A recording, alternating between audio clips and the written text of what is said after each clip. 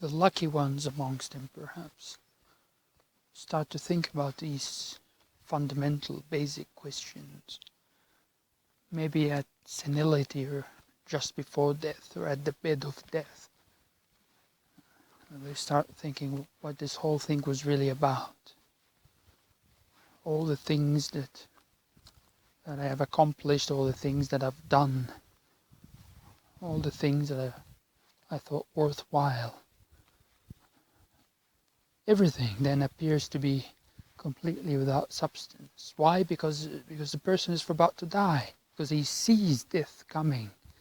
He feels the proximity of death. And what is death? It is that which squanders everything that you've ever accomplished or hoarded to naught. Destroys everything that you've done, that you thought worthwhile. And so you're left with this nothingness for about to swallow your entire existence and everything that you've accomplished and done. And so the question naturally begins to arise then. The first time in your life maybe. What this experience was all about.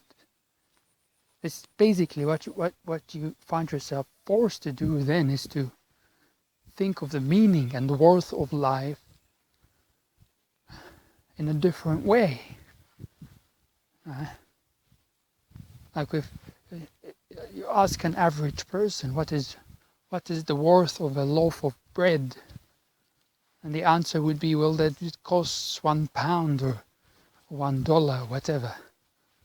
This is its worth. They think in terms of money.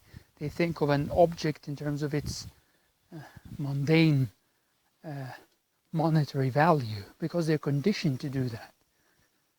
They don't think of it in terms of, oh, that's what's going to quench your hunger. That's what's going to it is capable of filling your stomach when you're hungry.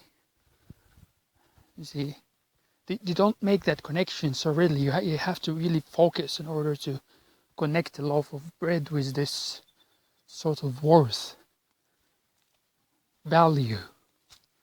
And indeed, if you're given a loaf of bread for free, especially if you're not hungry in the moment of it, or if you don't like bread, if you don't eat it raw, you want it with something else, you think of it as worthless, right? It's free. It doesn't worth anything. And so it's difficult for the average person in likewise manner to think of life and life's worth and meaning and value in a transcendental or spiritual way. People think of life's purpose and value and worth in terms of mundane terms and what I can accomplish, how much wealth I can generate, or what kind of stature or fame or status I could amount to, what kind of power I could hoard, things of that sort. That's how people think of the value and worth and meaning of life. It takes a very special kind of mind and of spirit in order to start to think of it differently. Now, only few are going to ever in their lives think of the worth and value of life in different terms, in spiritual terms, in transcendental terms, in cosmological terms.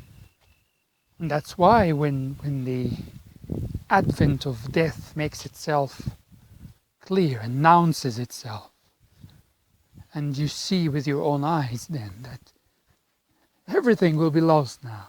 Whatever it is, the family that you made, your kids, your children, your wealth, whatever it is that is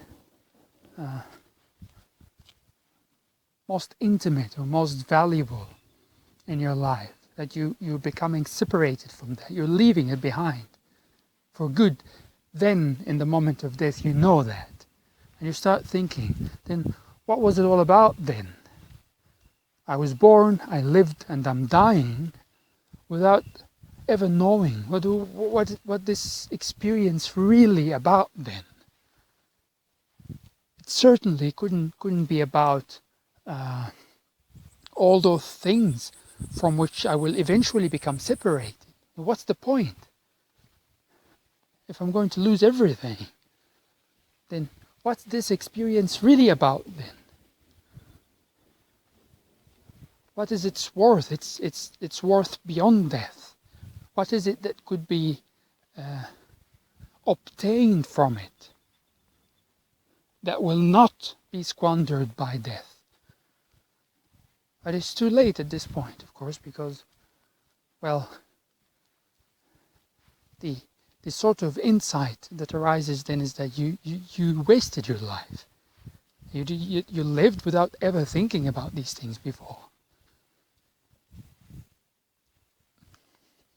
That's the moment of realization, and it is forced upon you by the angel of death, and the horror that it, and the truth that it imposes upon your psyche in the moment of death. Dark stuff and depressive stuff, but this is inspiring stuff in spiritual terms. And this question is likely to be the beginning, the door that opens at a spiritual and transcendental path of life, where an alternative, non-mundane meaning and worth and value and purpose of life invites the psyche to explore alternative ways of life.